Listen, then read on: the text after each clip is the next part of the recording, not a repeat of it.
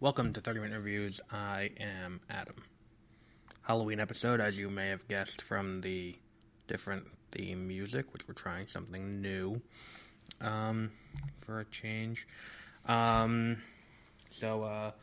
let's dive right in. We're going to start out with don't yawn too loudly, please. You're next to the microphone. I have the dog next to me. He's just sleeping on the couch. Let's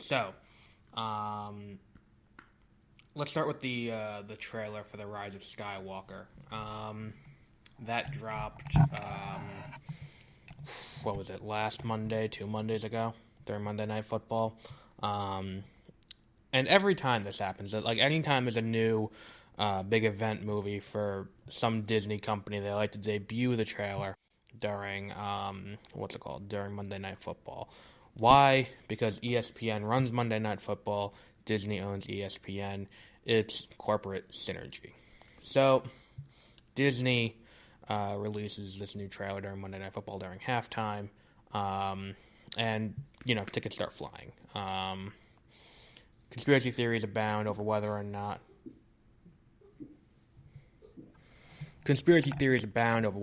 Disney is just buying their own tickets, which I hate addressing these conspiracy theories because at their core they're deeply rooted in anti-Semitism,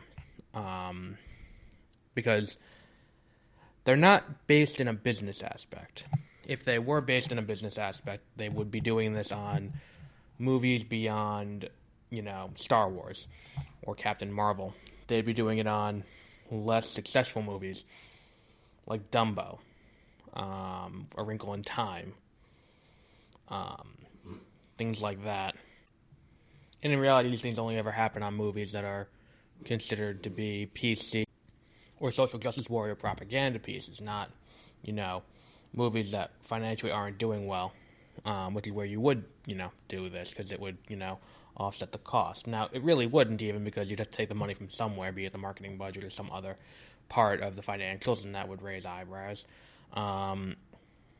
So it's usually nonsense, and these things only ever stick to movies that are considered like leftist nonsense, and it's like,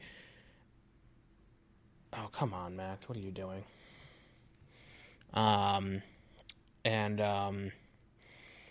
So we're not really going to address that. I did address this in a previous episode. You can go back and listen to that, where I break down where this conspiracy theory came from. And quite honestly, the same things all apply between then and now. It's just the title of the movie has changed, but the basic premise stays the same. It's, new, same story, different actors, yada, yada, yada. Whereas instead of it being Captain Marvel this time, it's just Star Wars, because, a certain subset of the fans can't wrap their head around the fact that people, do like these movies, and, they'd rather think that they have an impact on it. And really, I'm going to do an episode at some point in the near future where we talk about what's happened with Star Wars since Disney's acquisition, and how these people who are vehemently outspoken about it are the same people who, from the beginning, never gave the movies a chance. They're the ones who complained when the acquisition happened that Disney's going to ruin it. Then when The Force Awakens came out, they said it's too similar to A New Hope, which is not incorrect. And then when The Last Jedi came out, they were like, oh, it's too different from Star Wars. It doesn't feel like Star Wars anymore. And it's like, just make up your mind. What do you want? And the answer is they want nothing. They would prefer that the movies never came out to begin with. They didn't want it. So that's what this is at the end of the day.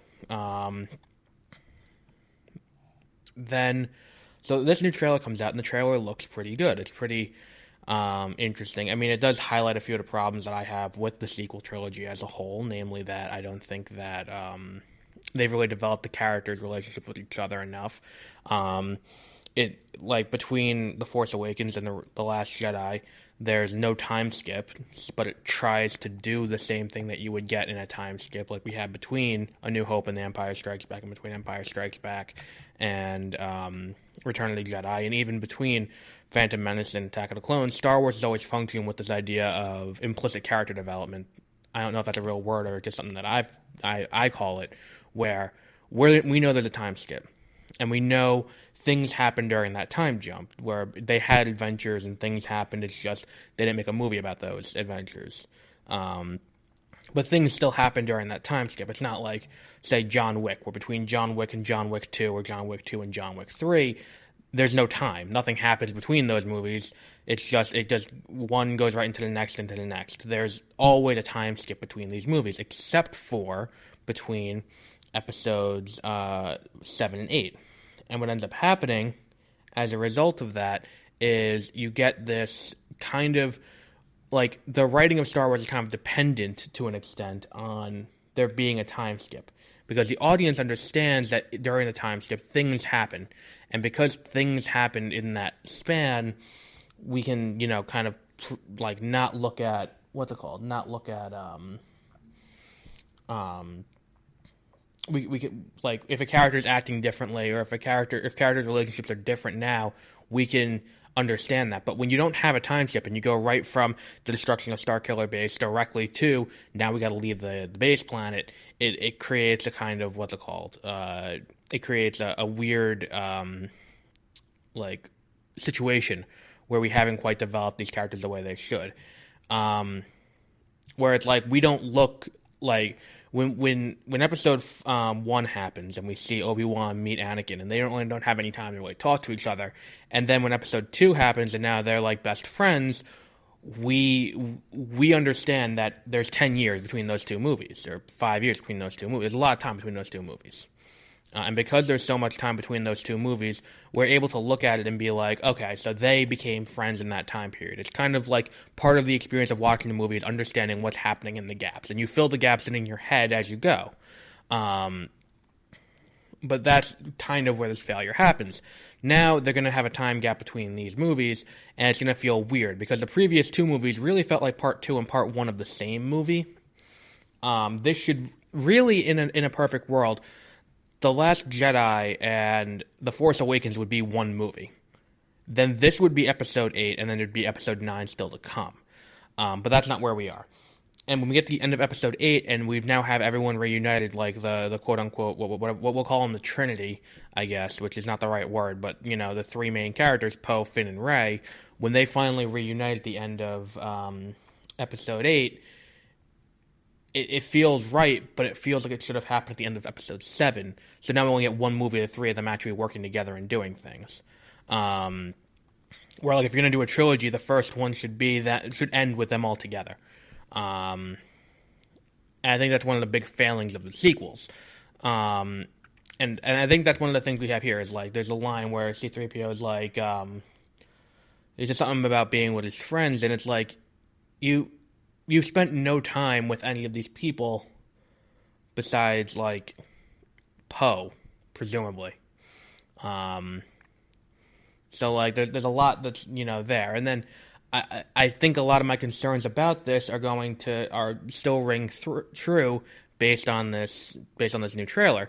And my issue is this movie doesn't quite feel like there's enough time here to wrap up both the sequels, this trilogy, and the franchise as a whole. Because that's what this movie is. At the end of the day, this is the end of the Skywalker saga. When this movie ends, they're not making an episode 10. There's no continuation here. They can continue with stories that take place after. They can do stories that take place before. But there's never going to be an episode 10 that continues the story of the Skywalker saga. Allegedly. This is the last one. The last numbered episode. Now, herein lies the problem, is that there is a lot of ground to cover, especially if we're going to reintroduce the Emperor and have the Emperor. And, like, in that regard, having the Emperor comes back makes a lot of sense, because he should be the big bad of the Skywalker saga. He should be the one who is there, because through episodes 1, 2, 3, he's the one who's kind of pulling the strings the entire way through. Episodes 4, 5, 6, he's the Emperor. He's in the background, and he's doing that. And now for 7, 8, and 9, if he's there pulling the strings in the background, I kind of, that, like, it makes sense, because we see the Emperor once in the original trilogy prior to his appearance in Return of the Jedi, and we see him in Empire Strikes Back. He has a more open role, and I think that's what people are getting confused about now, is that because the prequels have given him a more overt and an overt role, it raises what he does, and now it's like, oh, he died there though, and it's like, yeah, but there's a lot of Star Wars that we haven't really addressed yet. Like, can clones happen? Can all kinds of things like that happen? So, like, yeah, going from the prequels to where we are in the sequels, I can see where that complaint would come from, but let's see what the movie does, let's see how it goes, and we'll see from there. So that'll be an interesting, an interesting development, to say the least. Let's see where we go from here. Which brings us to our Halloween stuff. It is on Halloween. I'm actually recording this on Halloween. So I put up a poll. We're going to talk about Frankenstein first.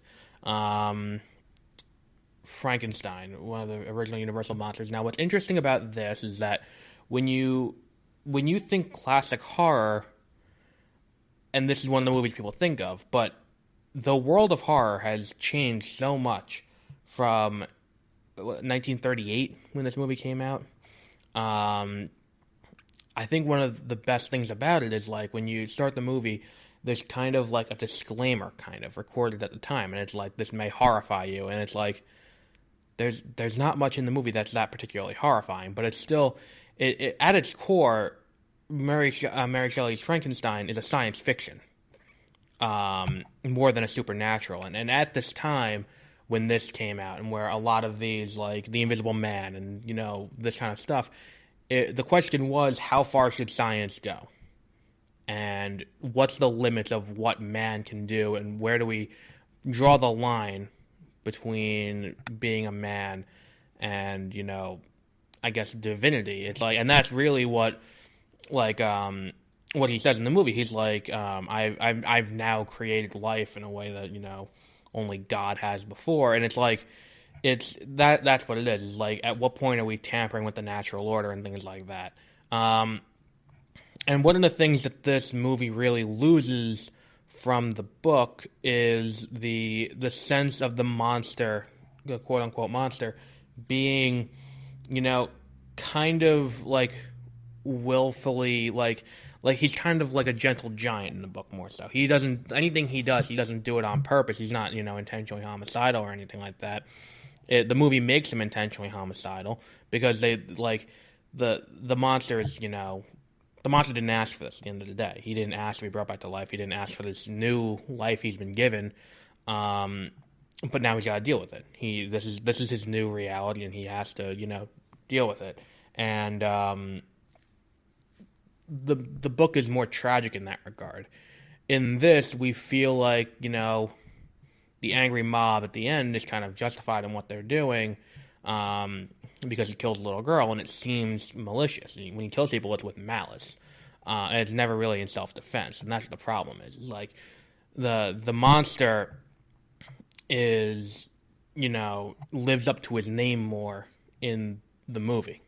And I think that you could tell this story today, and that's what the big problem is, where we talk about the Dark Universe reboot that they tried to do, where first they tried with Dracula Untold, they tried Victor Frankenstein, they did all of this stuff, and at the end of the day, these stories from this era address the question of man's tampering with something they shouldn't tamper with.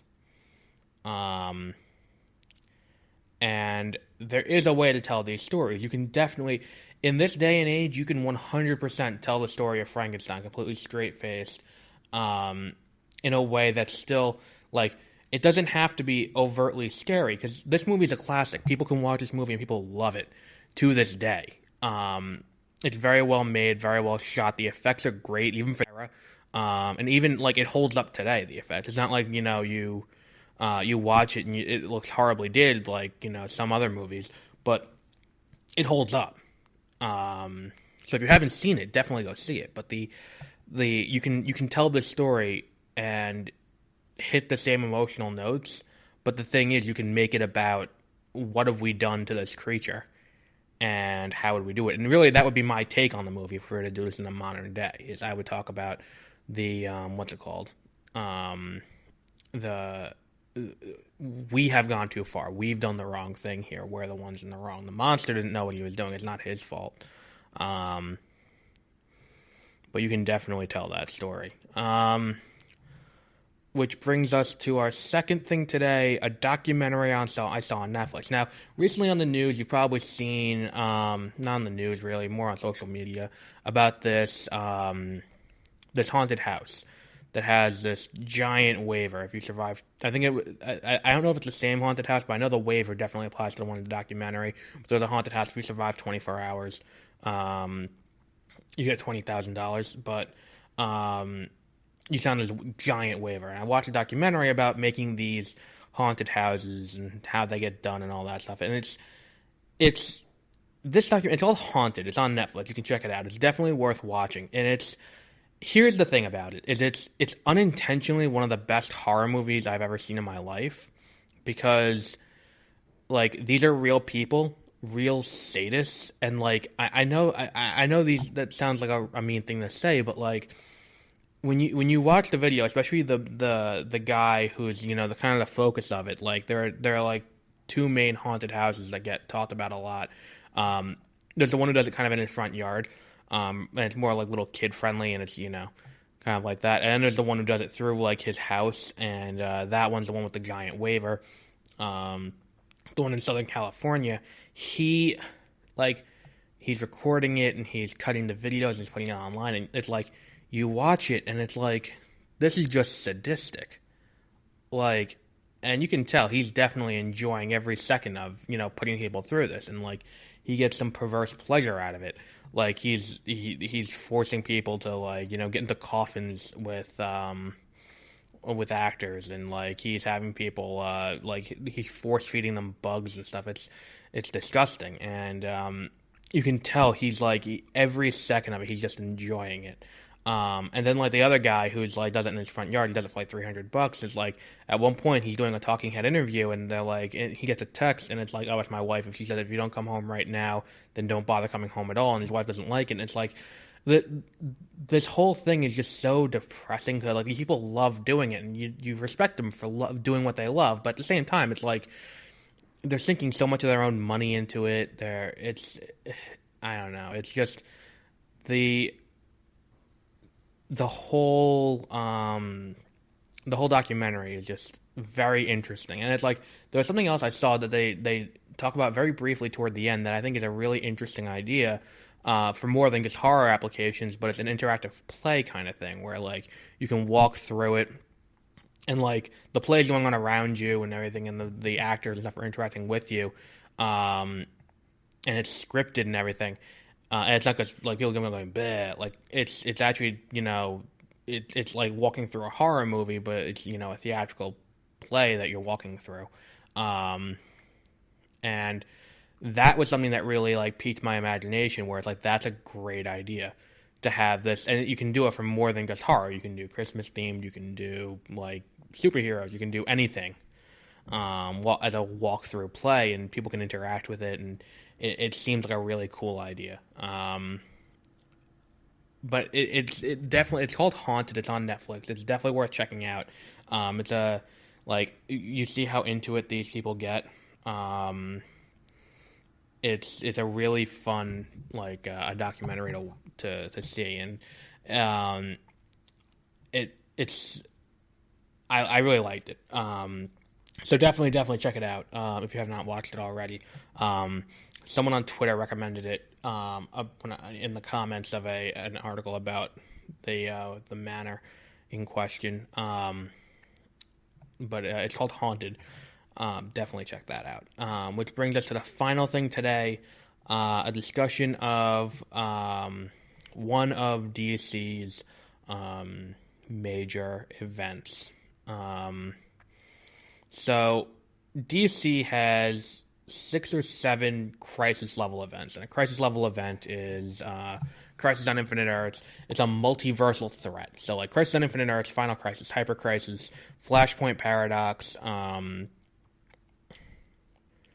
Heroes in Crisis doesn't count. It just uses the naming convention. Same thing with Identity Crisis.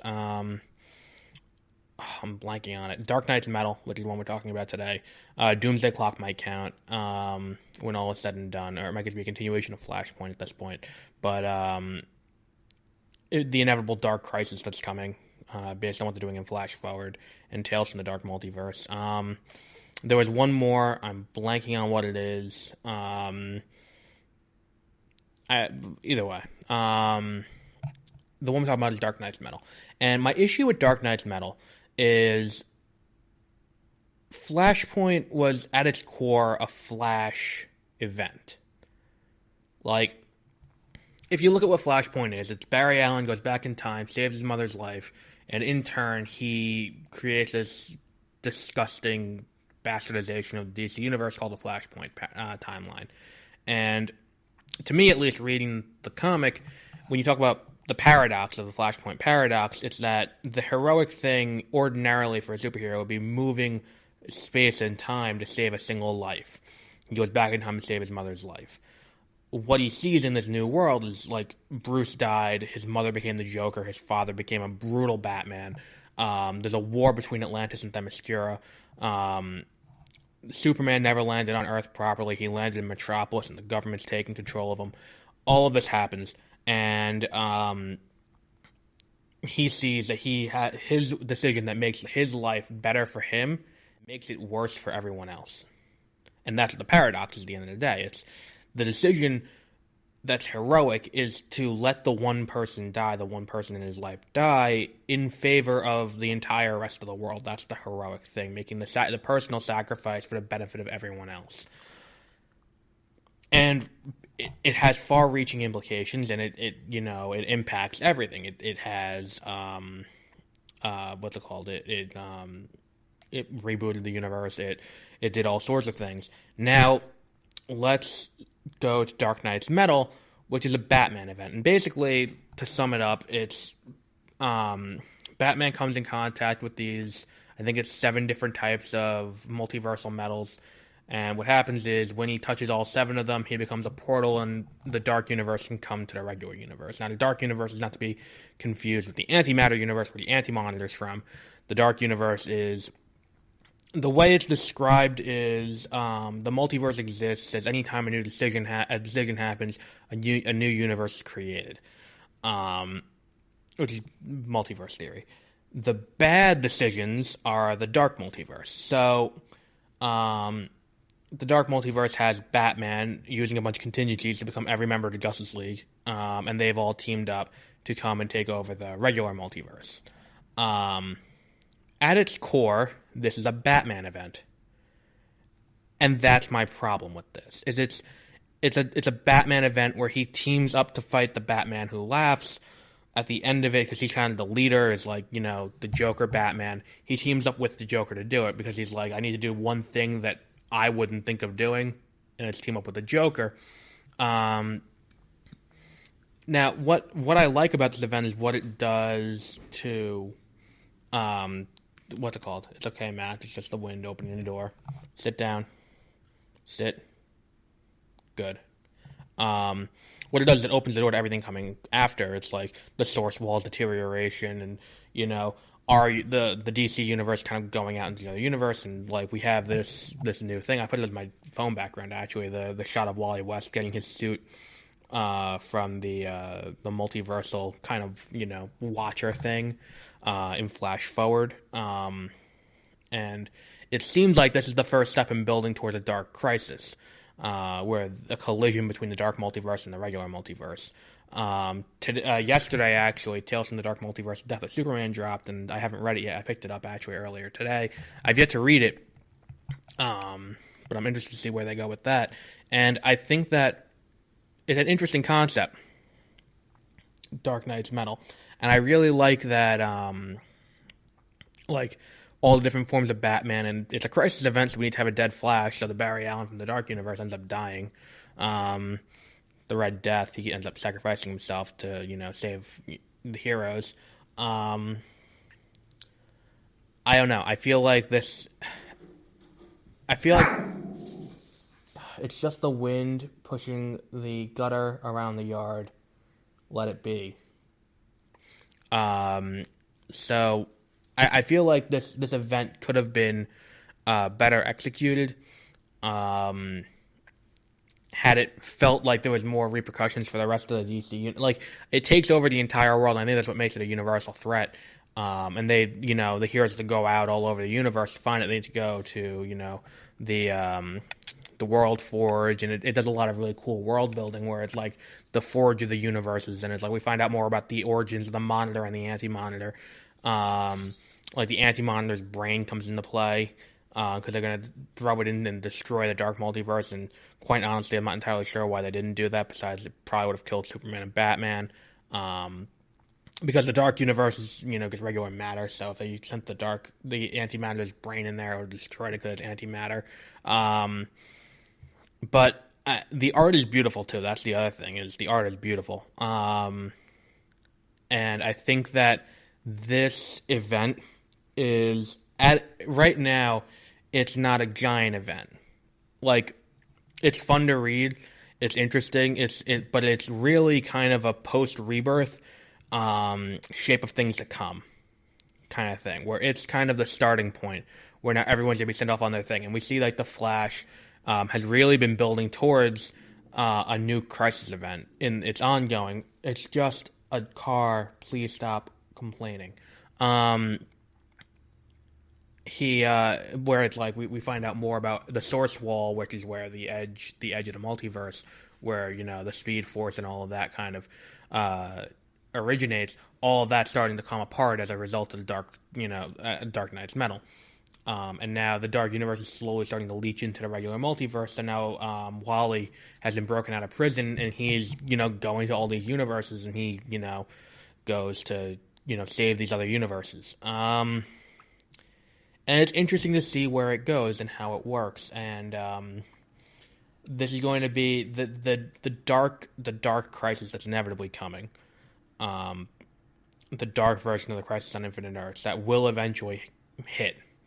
I would say either in 2020 or 2021.